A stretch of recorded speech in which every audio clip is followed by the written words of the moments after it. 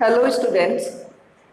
Upon basis of classification of animals पढ़ रहे थे कि एनिमल्स का जो वर्गीकरण कर रहे हैं वो किस आधार पर अपन कर रहे हैं।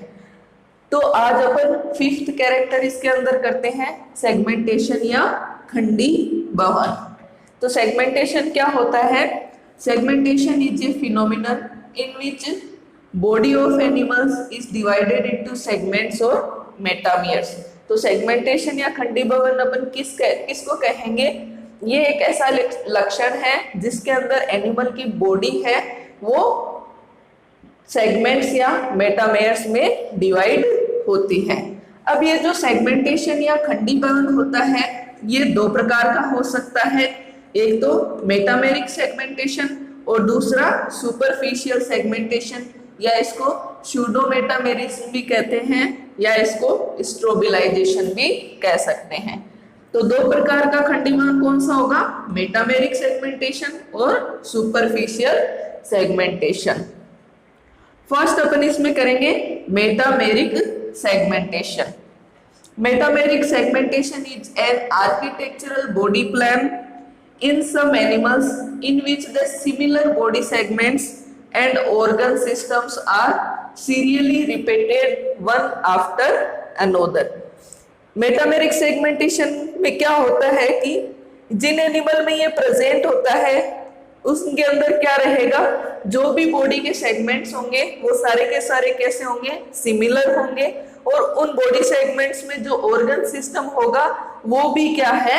सिमिलर होता है, सेम ऑर्गन सिस्टम रहेगा और सीरियली ये सेगमेंट्स क्या होते हैं? बॉडी के अंदर एक के बाद एक रिपीट होते रहते हैं। तो सेगमेंटेशन क्या है? ऐसा कैरेक्टर जिसके अंदर एनिमल की बॉडी है वो सेगमेंट्स या मेटामेर्स में डिवाइड होती है। दो प्रकार का सेगमेंटेशन होता है, मेटामेरिक और सुपरफिशियल। मेटामेरिक सेगमेंटेशन अपन फर्स्ट इसमें कर रहे हैं। तो मेटामेरिक सेगमेंटेशन है, इसमें क्या है कि पूरी बॉडी है वो सेगमेंट्स में डिवाइड रहेगी, जो बॉडी के सेगमेंट्स होते हैं वो सिमिलर रहेंगे और जो ऑर्गन सिस्टम है वो भी सब के अंदर क्या रहेगा? सेम ही रहेगा। अब ये जो सेगमेंट्स बने हैं इन सेगमेंट्स को अपन क्या कह देंगे? मेटामेयर्स या सोमाइट्स। तो the similar body segments are called metameres और सोमाइट्स। अब इसमें क्या है? The true metamerism is one in which the segmentation of the body develops by the segmentation of the mesoderm. True metamerism अपन किसको कहेंगे? जिसमें जो सेगमेंटेशन होता है वो बॉडी का वो कहाँ तक हो? उसके मेजोडर्म तक वो सेगमेंटेशन हो, तो वो सेगमेंटेशन क्या कहलाएगा? ट्रू मेटामेरिज्म कहलाता है। इस तरह का जो सेगमेंटेशन होता है वो किस फाइलम में प्रेजेंट होता है? एनेलिडा फाइलम में, आर्थ्रोपोडा में और कॉर्डेट्स में ये प्रेजेंट होता है। जो मेटामेरिक सेगमेंटेशन या मेटामेरिज्म की प्रोसेस है सबसे पहले किस में देखने को मिली? एनेलिड्स के अंदर देखने को मिली। इनके अंदर क्या होता है? जितने भी सेगमेंट होंगे हर सेगमेंट के अंदर क्या प्रेजेंट होता है? अपेंडेजेस प्रेजेंट होते हैं, मसल्स प्रेजेंट होती हैं, नर्व्स प्रेजेंट रहेगी, ब्लड वेसल प्रेजेंट रहेगी, एक्सक्रीटरी ऑर्गन्स प्रेजेंट होता है और ए पेयर ऑफ सिलोमिक सैक्स इनके अंदर प्रेजेंट रहता है। तो हर सेगमेंट के अंदर ये सारे के सारे ऑर्गन सिस्टम प्रेजेंट रहते हैं।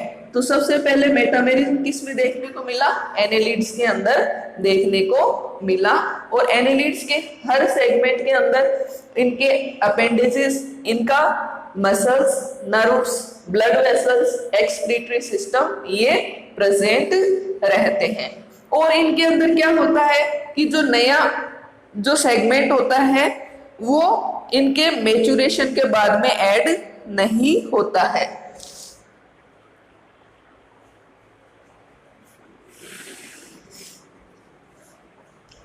New segments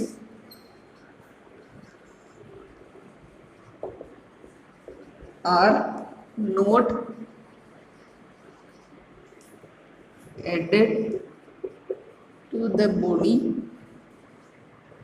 after maturation। तो नया जो सेगमेंट बनेगा वो इसकी बॉडी में मैच्योरेशन के बाद में ऐड नहीं होता है, या जब एनिमल की बॉडी मैच्योर हो जाती है उसके बाद में उसमें कोई नया सेगमेंट ऐड नहीं होता है। तो ये हो गया मेटामेरिक सेगमेंटेशन के बारे में। डायग्राम देखते हैं अपन इसका।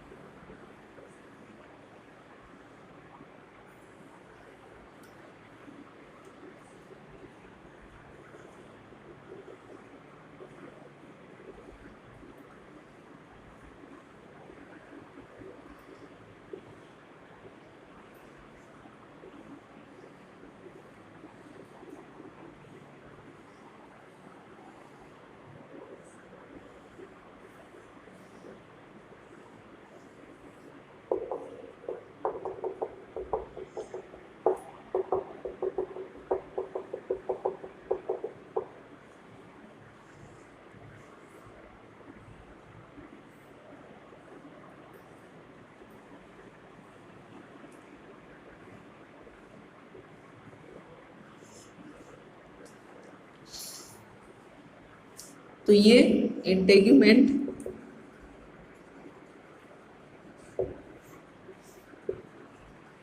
सेगमेंटल, सेप्टम, ये वाले पोर्शन क्या हो गए इसके मेटामेर्स।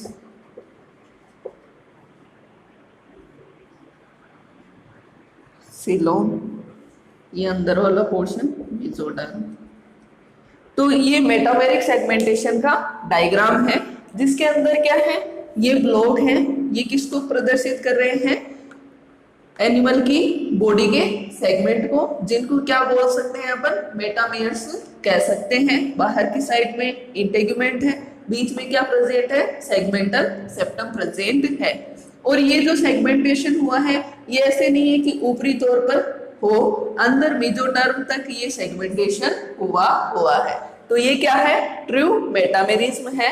तो ये डायग्राम हो गया मेटामेरिक सेगमेंटेशन का। नेक्स्ट अपन इसमें सेकंड करते हैं सुपरफिशियल सेगमेंट। अब जो मेटामेरिक सेगमेंट है इसमें एग्जाम से रिलेटेड आपसे क्वेश्चन कर सकते हैं कि जो मेटामेरिक सेगमेंटेशन है वो सबसे पहले कौन से एनिमल फाइलम में आपको देखने को मिला। तो सबसे पहले ये जो सेगमेंटेशन है किस में मिलेगा, एनेलिडा फाइलम से स्टार्ट हुआ है।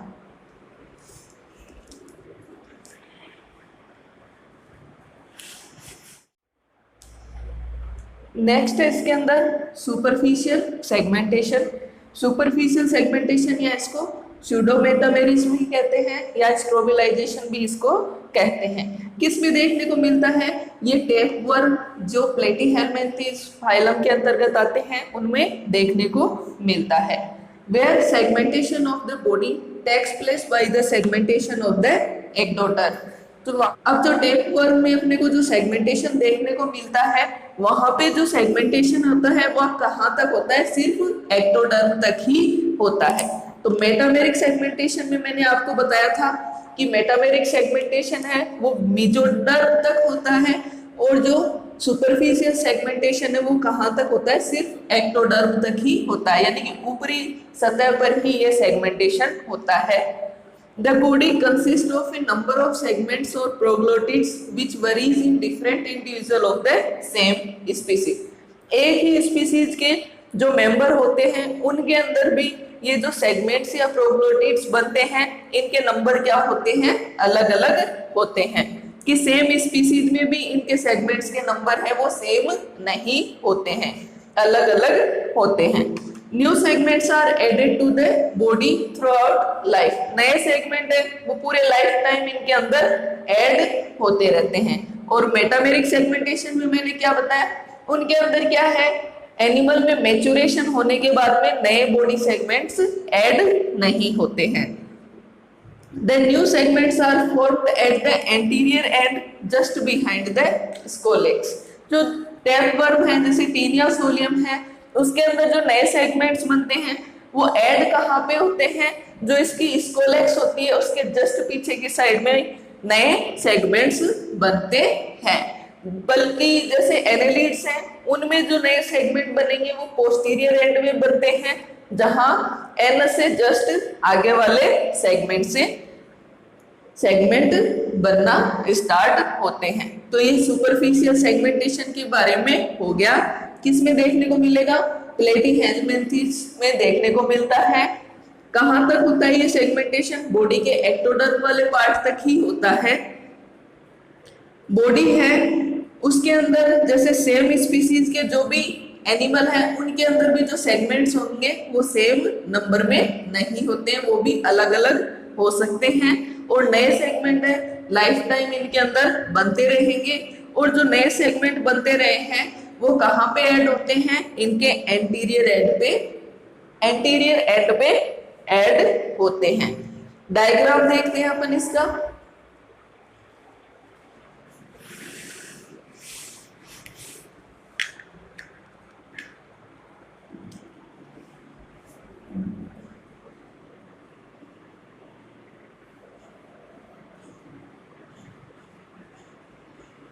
तो ये हो गया सुपरफिशियली सेगमेंटेशन, यानी कि बॉडी के ऊपर वाला जो पार्ट है वो ही सेगमेंटेड होता है, अंदर के पार्ट है वो इनके अंदर सेगमेंटेड नहीं होते हैं। जबकि मेटामेरिक सेगमेंटेशन में अंदर के पार्ट्स भी क्या होते हैं? सेगमेंटेड रहते हैं। तो ये अपना 5th कैरेक्टर हो गया सेगमेंटेशन या खंडीभवन। दो प्रकार के मैंने आपको बता दिए, मेटामेरिक सेगमेंटेशन और सुपरफिशियल सेगमेंटेशन। दोनों में डिफरेंस आपको याद में रखना है। और क्वेश्चन इससे रिलेटेड, सुपरफिशियल सेगमेंटेशन किस में प्रेजेंट होता है? तो टीनिया सोलियम या टैपवर्म के अंदर प्रेजेंट होता है। फाइलम आपसे पूछे तो प्लेटीहेल्मिन्थेस कौन से पार्ट में होता है? ये एक्टोडर्म वाले पार्ट में ही प्रेजेंट होता है। नेक्स्ट इसमें 6th कैरेक्टर है।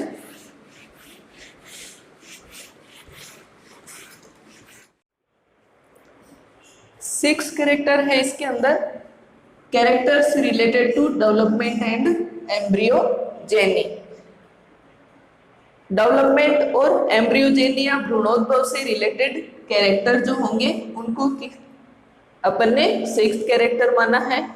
फर्स्ट है इसके अंदर जर्म लेयर्स, कि जो एनिमल्स हैं उनमें जर्म लेयर कितनी प्रेजेंट है उस आधार पर एनिमल्स को कितने ग्रुप्स में डिवाइड किया गया है।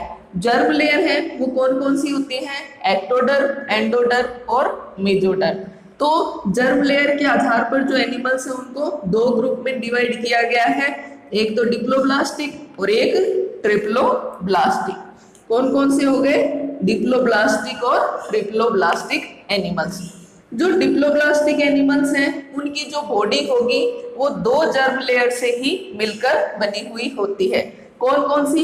एक तो एक्टोडर्म और एक एंडोडर्म। तो वो एनिमल कौन से हो गए? Diploblastic animals. डाइगाई मतलब यहाँ पे क्या हो गया? 2। तो the animals whose body is made up of only 2 germ layers, that is ectoderm and endoderm, is called diploblastic animals. और ये जो एक्टोडर्म और एंडोडर्म है ये एक जिलेटिनस नॉन सेल्यूलर लेयर से सेपरेटेड रहती है, जिसको क्या बोलते हैं? मीजोग्लिया कहा जाता है। तो डिप्लोब्लास्टिक एनिमल्स है वो कौन से हो जाएंगे? एग्जाम्पल हो जाएगा इसका सिलेंट्रेट्स। तो सिलेंट्रेटा जो फाइलम है उसको किस कैटेगरी में रखा गया है? डिप्लोब्लास्टिक एनिमल्स की कैटेगरी में रखा गया है। तो डिप्लोब्लास्टिक एनिमल्स कौन से हो गए? जिनकी जो बॉडी है वो सिर्फ 2 जर्म लेयर एक्टोडर्म और एंडोडर्म से मिलकर बनी हुई हो। सेकेंड है इसके अंदर ट्रिप्लोब्लास्टिक एनिमल्स, ऐसे एनिमल जिनकी जो बॉडी है वो 3 जर्म लेयर से मिलकर बनी हुई हो। कौन कौन सी? एक्टोडर्म, एंडोडर्म और मेसोडर्म। तो 3 जर्म लेयर से मिलकर जिन एनिमल्स की बॉडी बनी हुई होती है उनको किस में अपन रखेंगे, ट्रिप्लोब्लास्टिक एनिमल्स की कैटेगरी में। ट्राई का मतलब हो गया 3। अब तीसरी लेयर कौन सी आ गई, यहाँ पे मेसोडर्म आ गई। ये जो मेसोडर्म है कहाँ प्रेजेंट होती है, एक्टोडर्म और एंडोडर्म के बीच में प्रेजेंट होती है। और ये मेसोडर्म है, गैस्ट्रुलेशन की प्रोसेस के दौरान इसका फॉर्मेशन होता है। तो जर्म लेयर के आधार पर जो एनिमल्स हैं उनको दो ग्रुप्स में अपन डिवाइड कर सकते हैं, एक तो डिप्लोब्लास्टिक और एक ट्रिप्लोब्लास्टिक। डिप्लो के अंतर्गत ऐसे एनिमल आएंगे जिनकी बॉडी दो जर्म लेयर एक्टोडर्म और एंडोडर्म से मिलकर बनी हुई हो, और ट्रिप्लो के अंतर्गत ऐसे एनिमल आएंगे जिनकी बॉडी तीन जर्म लेयर एक्टोडर्म, एंडोडर्म और मेसोडर्म से मिलकर बनी हुई हो।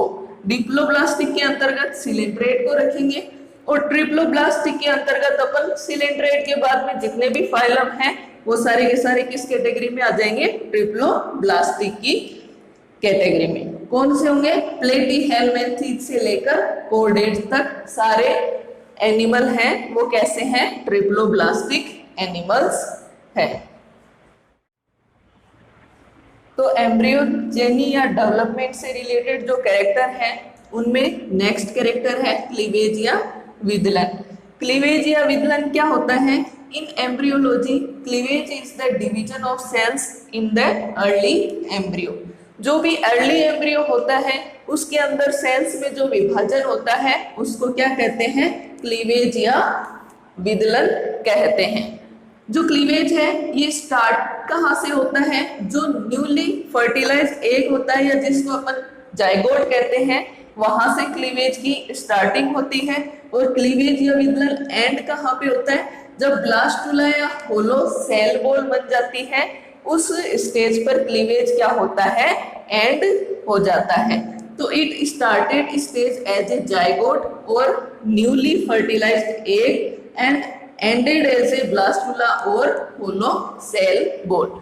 तो क्लीवेज है किसको कहेंगे अपन, अर्ली एम्ब्रियो की सेल्स में होने वाले डिवीजन या विभाजन को क्या कहेंगे, क्लीवेज कहेंगे। और स्टार्टिंग स्टेज क्या होती है क्लीवेज की, जाइगोट या न्यूली फर्टिलाइज्ड एग, और एंड कहाँ पे होता है, ब्लास्टुला स्टेज या होलो सेल बॉल स्टेज पर क्लीवेज का एंड होता है। अब देखो इसमें एक होता है रेडियल क्लीवेज, एक होता है स्पाइरल क्लीवेज। आगे अपन विदलन पढ़ेंगे या क्लीवेज पढ़ेंगे उसमें अपन डिटेल से पढ़ेंगे रेडियल क्या होता है और स्पाइरल क्लीवेज क्या होता है। रेडियल क्लीवेज जो होगा उसके अंदर इंडिटरमिनेट क्लीवेज होता है, और ये किन में प्रेजेंट होता है, ड्यूटेरोस्टोम के अंदर प्रेजेंट होता है। स्पाइरल क्लीवेज जिन एनिमल्स में होगा उनमें डिटरमिनेट क्लीवेज होता है आगे, और प्रोटोस्टोम्स में ये प्रेजेंट होता है। अब यहाँ पे अपन देखते हैं कि डिटरमिनेट क्लीवेज क्या होता है और इनडिटरमिनेट क्लीवेज क्या होता है। तो डिटरमिनेट क्लीवेज है, इसमें क्या होता है, in this type of cleavage the developmental fate of the cells being set early in the embryo development। Embryo के डेवलपमेंट की अर्ली स्टेज में ही जो सेल्स होती हैं उनका भविष्य क्या होता है, निर्धारित कर दिया जाता है। Each blastomere produced by early embryonic cleavage does not have the capacity to develop into a complete embryo। Early जो ब्लास्टोमियर होती हैं, जो अर्ली एम्ब्रियोनिक क्लीवेज से प्रोड्यूस्ड होती हैं, उनमें ये कैपेसिटी नहीं होती है कि एक सिंगल ब्लास्टोमियर है वो पूरा कंप्लीट एम्ब्रियो बना सके।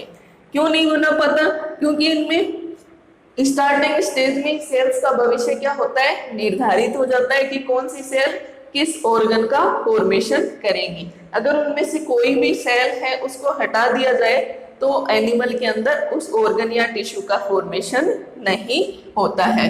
तो डिटरमिनेट क्लीवेज में जो सेल्स का फेट है वो पहले ही डिसाइड हो जाता है। तो नेक्स्ट इसके अंदर है इनडिटरमिनेट क्लीवेज। इनडिटरमिनेट क्लीवेज जो होगा उसमें सेल्स है उनका फेट या भविष्य है वो अर्ली स्टेज में डिसाइड नहीं होता है। डिटरमिनेट क्लीवेज में तो क्या है, जो फेट है सेल्स का वो डेवलपमेंट की अर्ली स्टेज में ही डिसाइड हो गया था। लेकिन इनडिटरमिनेट क्लीवेज है इसके अंदर सेल का जो फेट है वो डेवलपमेंट की अर्ली स्टेज में डिसाइड नहीं होता है। इसकी वजह से क्या होगा, when the original cell in a deuterostome embryo divides, the two resulting cells can be separated and each one can individually develop into a whole organism। इसकी वजह से क्या होगा, मान लो कि कोई ड्यूटेरोस्टोम एम्ब्रियो है, उसका डिवाइडेशन हुआ और उससे दो सेल्स बनी। अगर उन दोनों सेल को अपन ने अलग अलग डेवलप करवाया तो प्रत्येक सेल से क्या है, एक होल ऑर्गेनिज्म का फॉर्मेशन हो सकता है। बल्कि डिटर्मिनेट क्लीवेज है उसके अंदर ऐसा नहीं होता है, क्योंकि उन सेल्स का जो फेट है वो अर्ली डेवलपमेंट स्टेज में ही डिसाइड हो जाता है। तो ये दो प्रकार का क्लीवेज है, इनडिटर्मिनेट और डिटर्मिनेट क्लीवेज। तो ये क्लीवेज के बारे में हो गया। थर्ड टॉपिक है इसके अंदर फेट ऑफ ब्लास्टोपोर।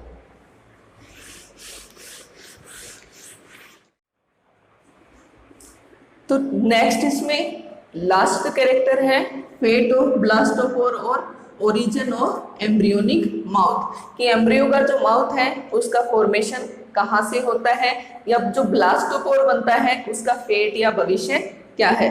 तो इस आधार पर क्या है, किस तरह से डेवलपमेंट होता है माउथ का, इस आधार पर जो एनिमल्स को दो ग्रुप्स में डिवाइड किया गया है, एक तो प्रोटोस्टोमिया और दूसरा ड्यूटेरोस्टोमिया। प्रोटोस्टोमिया क्या है, in this type the blastopore and its near area becomes the mouth and the anus develop from a new opening just opposite to blastopore। तो प्रोटोस्टोमिया के अंतर्गत कौन से एनिमल आएंगे, जिनके अंदर ब्लास्टोपोर है या उसके आसपास का एरिया है वो किस में चेंज हो जाता है, माउथ के अंदर चेंज हो जाता है, और एनस का डेवलपमेंट है वो उसके जस्ट अपोजिट साइड में नए ओपनिंग के रूप में होता है। तो ब्लास्टोपोर है इसमें चेंज होगा माउथ के अंदर, और उस ब्लास्टोपोर से जस्ट अपोजिट साइड में किसका फॉर्मेशन होता है, एनस का फॉर्मेशन होता है। तो ऐसे एनिमल्स क्या कहलाएंगे, प्रोटोस्टोमिया। और प्रोटोस्टोमिया के अंतर्गत अपन कौन से एनिमल फाइलम को रखेंगे, प्लेटीहेल्मिन्थेसिस से लेकर मोलस्का फाइलम तक के एनिमल। सेकेंड है इसके अंदर ड्यूटेरोस्टोमिया, इसके अंतर्गत कौन से एनिमल आएंगे, in this type the blastopore and its near area becomes the anus and the mouth develop from a new opening just opposite to blastopore. तो ड्यूटेरोस्टोमिया जो एनिमल होंगे उनके अंदर जो ब्लास्टोपोर है वो किसका फॉर्मेशन करता है, एनस का फॉर्मेशन करता है, और ब्लास्टोपोर के अपोजिट साइड में किसका फॉर्मेशन होगा, माउथ का फॉर्मेशन होता है। और ड्यूटेरोस्टोमिया के अंतर्गत कौन से एनिमल फाइलम आएंगे, इकाइनोडर्मेटा से लेकर कोर्डेटा तक। तो ये दो ग्रुप हो गए एनिमल्स के, किस आधार पर, ब्लास्टोपोर के फैट के आधार पर, प्रोटोस्टोमिया और ड्यूटेरोस्टोमिया।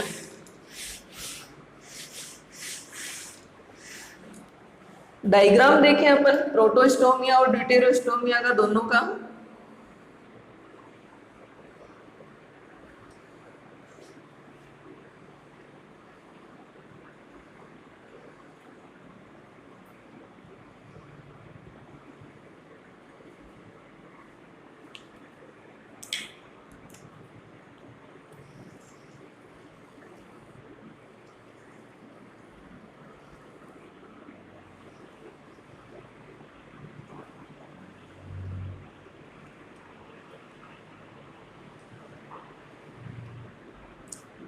तो प्रोटोस्टोमिया है, इनके अंदर जो ब्लास्टोपोर है वो किस में चेंज हो जाता है, माउथ में, और इसके जस्ट अपोजिट साइड में किसका फॉर्मेशन होगा, एनस का फॉर्मेशन होता है। और ड्यूटेरोस्टोमिया जो है इनके अंदर ये जो ब्लास्टोपोर है ये किस में चेंज हो जाता है, माउथ में, और इसके अपोजिट साइड में किसका फॉर्मेशन होगा, एनस का फॉर्मेशन होगा।